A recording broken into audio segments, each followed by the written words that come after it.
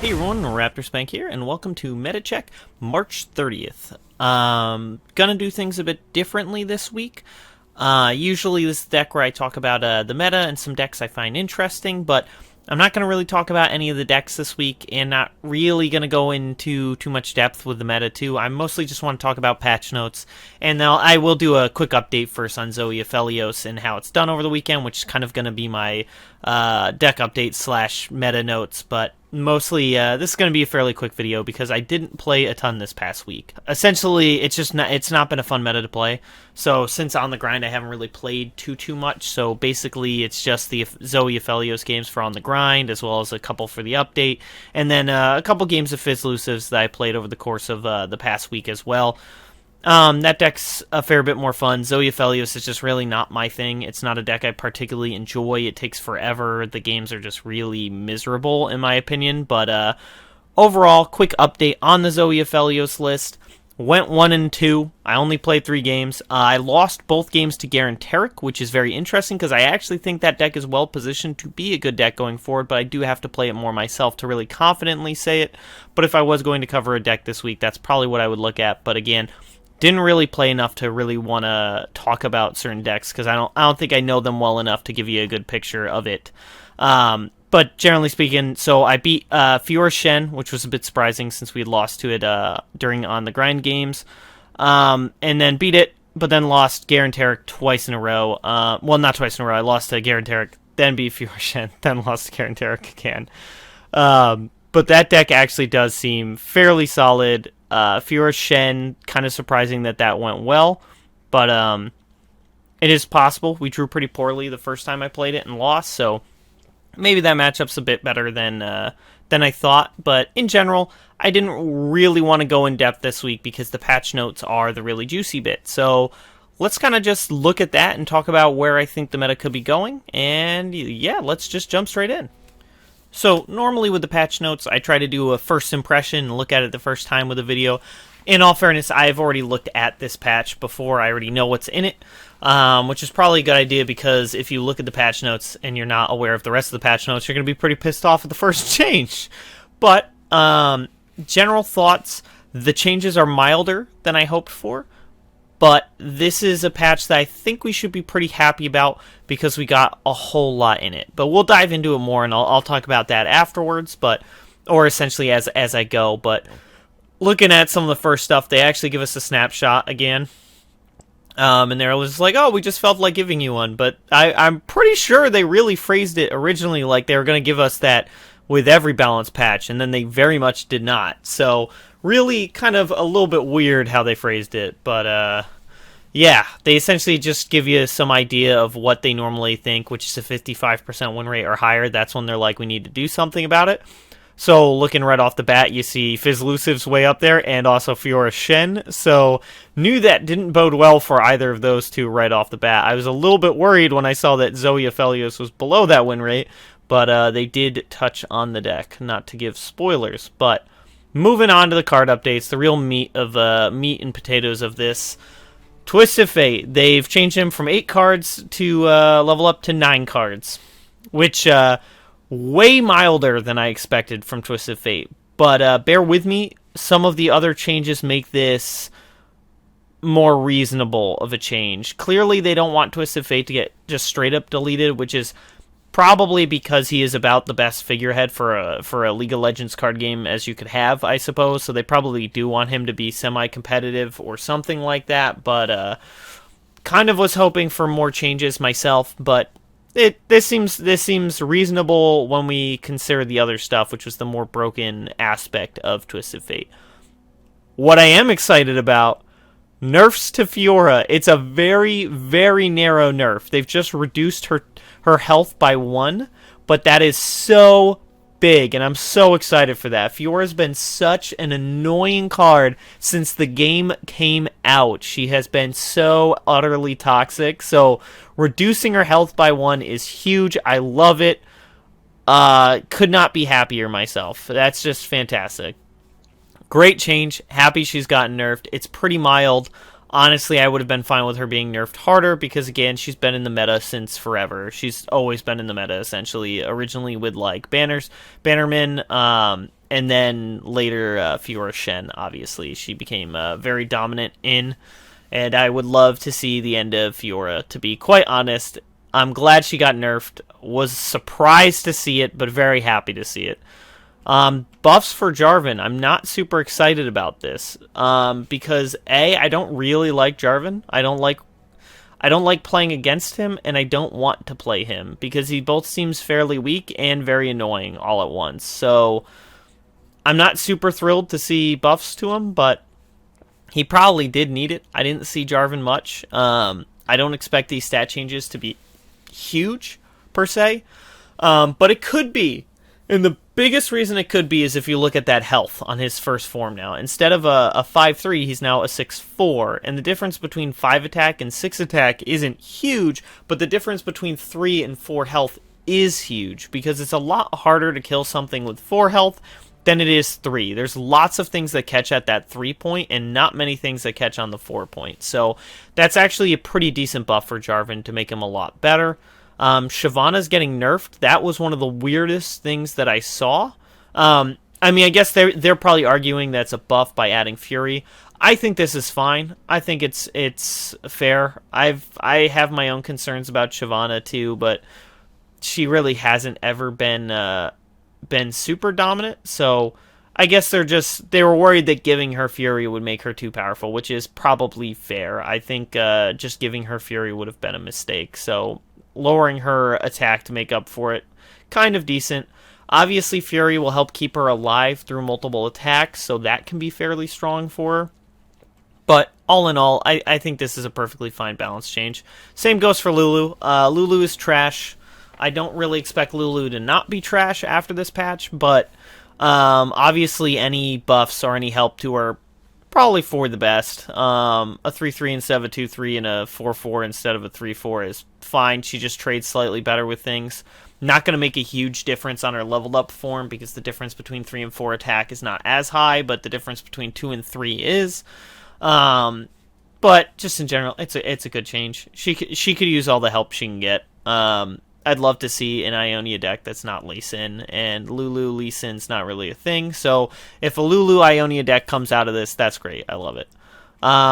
Big change. This is the hugest nerf probably to Fizzlusives, is the change to pick a card. It now costs 1 less mana, but it draws 1 less card. So it's going to be way harder to flip your Twisted Fate the next turn. Especially, too, when you consider it now requires 1 more card to do it. So, if you play him, you blue card, you draw 1, then you play this. Next turn, you draw for turn up to 2, then draw 2 more up to 4. You still have to draw 5 more cards, which is asking a lot from the deck. Even if you have double stress testing Rummage, that won't be enough. You need 1 more card draw out of that. So, yeah.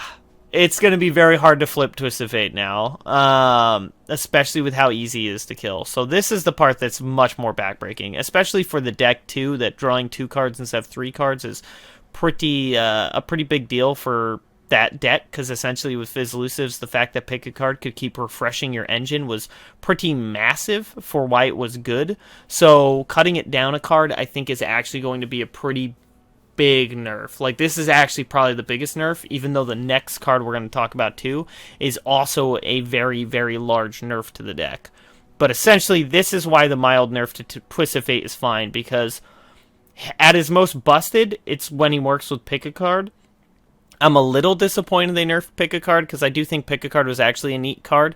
That you had cool decks like Casino in the past that used it, so I think pick a card wasn't that broken. It was more Twisted Fate that made it broken, so it's a little sad that it died for Twisted Fate Sin, but I wanted major changes, and this is definitely that. So I gotta give them credit for that. And in a similar vein, Wiggly Burblefish, pretty big nerf. This is not the nerf I wanted to see on Burblefish. I would have rather seen them kick it up to an 8 cost, but obviously, the deck can definitely cast 8 spells and get it back down to 0, but I think it was going to be a bit harder to get the crazy Burblefish turns if you did push its mana cost up to 8, whereas nerfing its power is, that's rough. That definitely hurts a lot, substantially more than the mana cost would be, but the deck's a problem right now, so, I mean, I get it. I understand it. It seems like a reasonable change to make, so little bit sad they went the way they did, but I wanted changes. We're getting changes. Burblefish having one less power is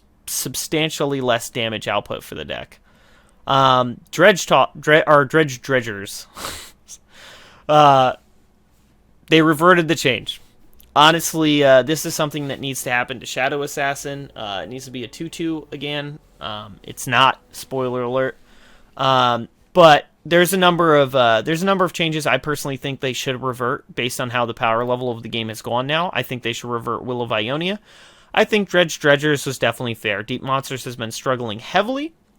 So making something like this where it gives it a little more firepower in the early game, I think that's a pretty big change and should definitely help Deep Monsters out quite a bit. I believe, yes. Oh, wait, no, the Dreadway change. Apparently Mogwai got his wish. I'm not sure how I feel about this myself. Dropping it to an 8 cost is probably fine.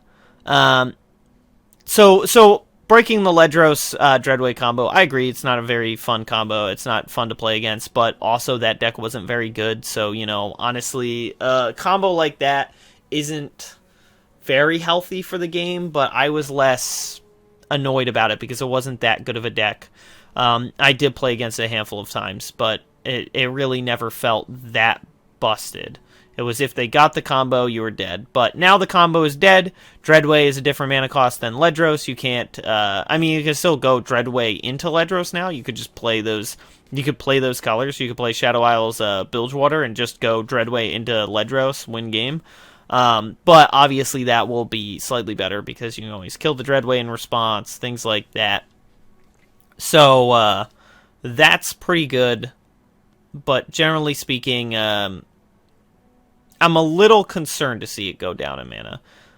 That said, you never really saw the Dreadway in other decks, so if this does make Dreadway see more play in other shells that aren't Ledros, then I guess that's fair. That's a good change to make, because Dreadway never did really get its time in the sun. But an 8 cost does make it substantially better for other decks. Like, you could even try putting that in, like, Pirate Aggro instead of Captain Farron now, because it will draw you the Gangplank, and it comes down a lot sooner, a turn sooner, and that can make a huge difference. So you could see it gaining play in other decks, and that might be for the best. After that, we have the Shadow Assassin change. They made it a 2/1 instead of 1/2. Now it dies super easily, but hey, it does a little more damage. They should just revert its changes. Put it back to a 2/2. Ionia as a region is dying. It's been dying for a long time. The only thing carrying it is Lee Sin. Shadow Assassin doesn't really go well into Lee Sin. It's not necessarily terrible, but it's not a spell, so it doesn't really work towards his favor. It doesn't gain life. It doesn't give him a spell. It just draws a card, which is fairly strong, but that probably isn't a great card for Lee Sin decks. So you should just revert the change. So Ionia has a chance again. I would love to play Ionia decks again and not feel like you had to either play Lee Sin or get destroyed by everything. So this is probably a decent change, but 1 health makes it super easy to kill, so it's not going to make Ionia Freljord Elusives good again, I'll tell you that much. It's not enough. I love it. I love the idea of it. As someone who loves that deck, I love that idea. I'm glad they're starting to look at some of the cards they neutered and try and make them better, but I would have liked to see more on that one. Fey Guide, they give him 1 more health. I don't know. I don't know what they think that's going to accomplish. It's still a terrible card. Yes, it gives elusive, but it's a 3/4 for 4. It's really not that great. Demacia can get that stat line for 1 less mana. Like, I don't know. I mean, I don't hate it. The revert on Marauder, though, or Rearguard, that's pretty huge. This card used to be exceedingly devastating. I could definitely see running this in Pirate Aggro now, because you can always go Rearguard into the Demolitionist now, which was the great combo before, and you can do it again. So I could see this definitely coming back up and play again. Although it did get...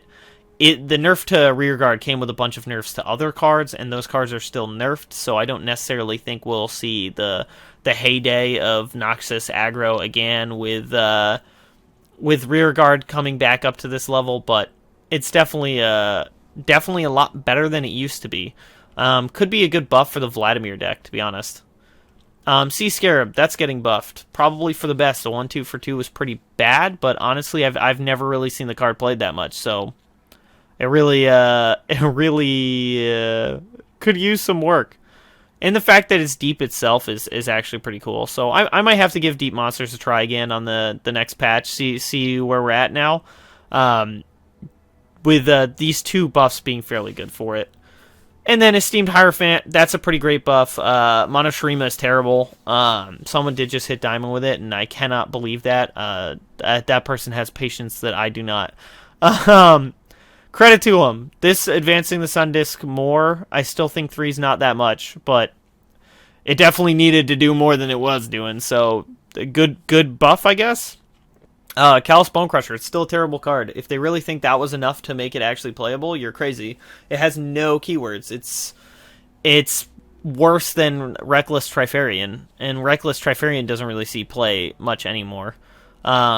So yeah, I mean, like, this is still a terrible card. One extra health is going to make it better, but it's still terrible. So yeah, not particularly interested.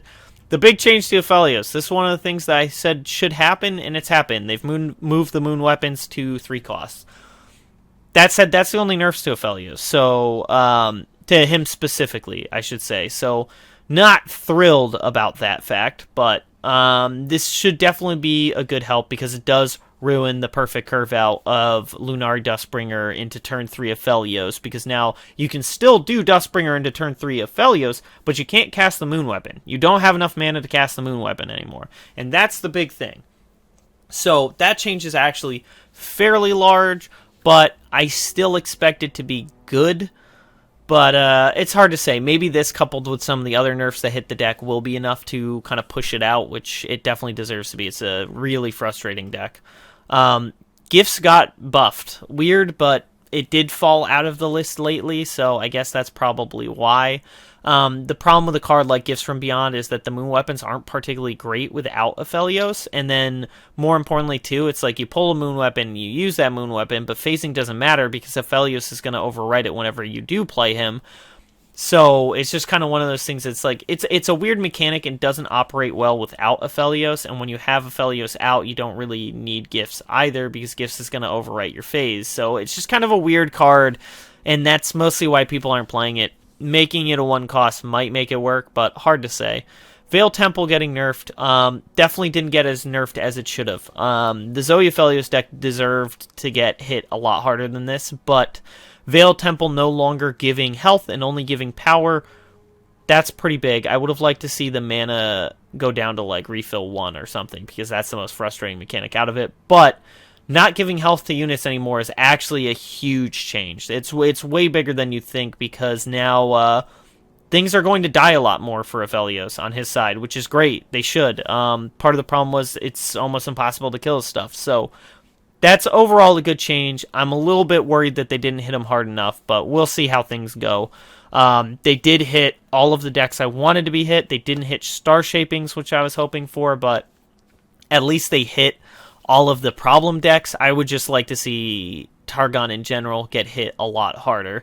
And then they mentioned all this Earth stuff coming out. This board is absolutely sick. I'll probably get it. I'll get the Earth Guardian as well. I will definitely get this Earth card back. It's fantastic. Love it. Some great new stuff. Yeah, probably big flex too, the emo. I forgot about the emo part. I will, yeah, I'll buy this bundle. Almost certainly. Pretty awesome stuff. The Talia art got changed. I didn't see that part. Honestly, I think the new art actually looks kind of crappy, which I'll have to see it in game for sure. But I really like Talia in League of Legends, and I feel like the new art still doesn't really do it. It just actually kind of looks like a watered down version of the original art, where it's just like the original art but blurrier colors from what I saw on Twitter. But I'll have to see it in game. Maybe it'll be better, but I would have liked to see it change a little bit more, look a little more like the League of Legends one. Other than that, let's see. Yeah, nothing else really important there, except you can toggle on and off Prismatic. That's great. I don't know why they ever made it so you couldn't do that. I don't know why that wasn't implemented right from the beginning, but that's a good change too. All in all, some fairly big changes in the patch. Biggest patch we've had in a long time. Very happy to see that they took things way more seriously in the last 2 weeks and they've actually done something that improved the game. We'll see if it's enough. I'm really worried about Garen Taric. I have played against it enough times to realize that it's really, really problematic. It's really frustrating to play against. I have to play it myself, though, to see if I just got really unlucky and my opponents got super lucky, or if the deck is that consistent. Taric deserves to be competitive. He hasn't ever been competitive, so he deserves it, but not like this, is kind of my feeling towards it. But we'll see. We'll see. And Deep Monsters, I'm going to have to try again. I love that deck. Haven't really played it much since Season 3, so if this is enough to make it good again, I'd love to play some Deep Monsters. So we might see that as well. All in all, some good changes, heavy nerfs to a number of decks, even nerfed Fior Shem, which I never saw coming, and I'm super thrilled to see. But all in all, really cool. Happy they did some good changes, and I'm a lot more excited for playing next week. So, thanks for watching the video. If you liked the video, leave a like, comment below, and subscribe for more Legends of Runeterra content.